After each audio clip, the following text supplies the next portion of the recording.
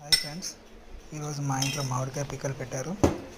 So final touch అల్లం paste వేసి oil వేసి కలపడం. సో ఆ కంప్లీట్ అయ్యాక మాత్రం వేడి వేడి అన్నంలో కూరగా వేసుకొని తింటే ఉంటుంది, సూపర్గా ఉంటుంది.